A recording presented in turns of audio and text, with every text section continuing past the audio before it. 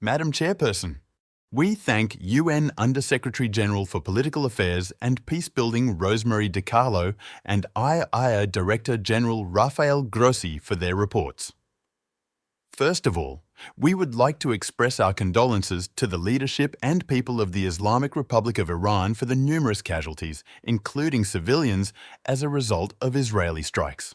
Before our eyes, due to Israel's actions, an extremely dangerous escalation is taking place in the Middle East region, which requires the immediate attention of the Council. We are grateful to the Guyanese presidency for promptly convening this meeting.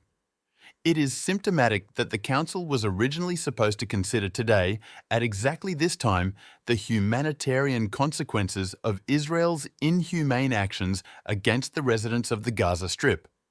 Instead, we are forced to discuss a new, extremely dangerous and irresponsible adventure by Jerusalem, this time pushing the region towards a large-scale nuclear catastrophe. On the night of June 13th, Israel launched a series of large-scale strikes on the territory of the Islamic Republic of Iran. The attacks targeted sleeping cities, civilian infrastructure, and peaceful nuclear facilities under International Atomic Energy Agency (IAEA) safeguards. We heard from speakers about civilian casualties. This unprovoked attack, no matter how much Israel claims the opposite, is a gross violation of the UN Charter and international law. It seems that the Israeli leadership is convinced that it has a complete free hand in the region and, apparently, believes that Israel can trample on all legal foundations and replace all international structures, including the UN Security Council and the IAEA. The Russian Federation strongly condemns this action by Jerusalem. Its military adventures are pushing the region to the brink of a major war. Responsibility for all the consequences of these actions falls entirely on the Israeli leadership and those who encourage it. Of particular concern are the possible radiological consequences of the destruction of nuclear facilities. Our country has been warning for many years about the unacceptability of a forceful solution to the issues surrounding the Iranian nuclear program, which could entail the gravest consequences not only for the Middle East region, but for the entire world. However, these calls have not been heard, and now the situation is developing according to the most negative and unpredictable scenario. Madam Chairperson, Israel's actions are aimed at undermining the ongoing negotiations in various formats to find solutions to reduce tensions around Iran's peaceful nuclear program. While the entire world is waiting with hope for the results of the next round of indirect contacts between Iran and the United States, previously scheduled for June 15th, Israel decided to anticipate them in the way it needed and began bombing Iran's nuclear energy infrastructure, demonstrating disregard for laws, norms, agreements, rules, everything that creates the basis for civilized interaction between states. However, responsibility for what happened lies not only with the State of Israel, but also with its closest allies. This is a direct consequence of the connivance of Western countries, which for months deliberately and methodically whipped up anti-Iranian hysteria both in the UN Security Council and in the IAEA Board of Governors. These countries did not even try to find a constructive solution to the crisis around the Joint Comprehensive Plan of Action and Security Council Resolution 2231 that approved it. Their task was different: to put pressure on Iran in any way possible, portraying it as the source of all the troubles in the region and groundlessly presenting Tehran's legitimate response steps in the form of activating the protective mechanisms provided for by the JCPOA as a violation of non-proliferation obligations. At the same time, the Iranians endured for years and did not refuse either cooperation with the IAEA or dialogue in order to find a negotiating solution.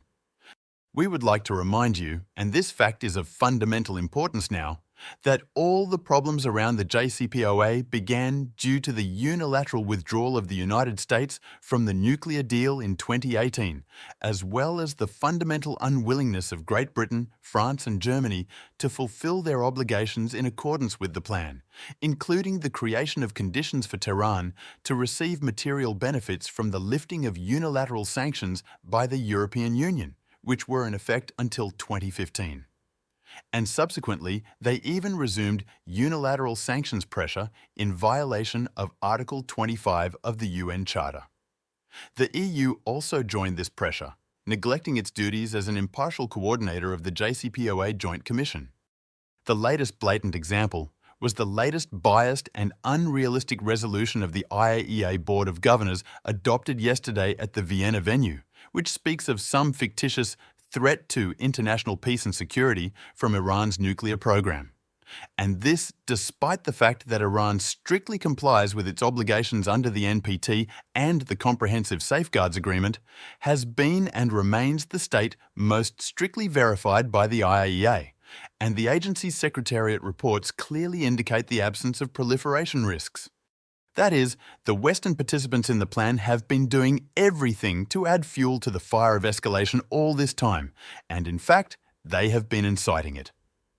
Their artificial creation of tension on international platforms has only spurred Israel to take radical steps, creating the illusion that everything is permissive. In the context of the current Israeli strikes, special attention is drawn to the information circulating in the media about the probable coordination of actions by Israel and the British intelligence services, which immediately after the Israeli strike on Iran hid the Israeli aircraft involved in the operation at their base in Cyprus. We also recorded statements from the Israeli side that Germany, by the way, a participant in the JCPOA, and Italy were warned in advance about its attacks. It became known that our American colleagues were also notified about the strikes. The Israeli strikes were also supported by the French, who clearly knew about them in advance. In this regard, we will not be surprised if the participants of this group of like-minded people begin to vie with each other in condemning Iran for its retaliatory actions taken in accordance with Article 51 of the UN Charter.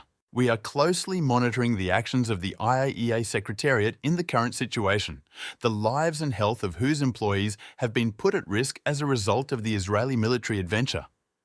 We expect that the Director General of the agency will provide objective assessments and analysis of what is happening, including from the point of view of the consequences for the radiological situation.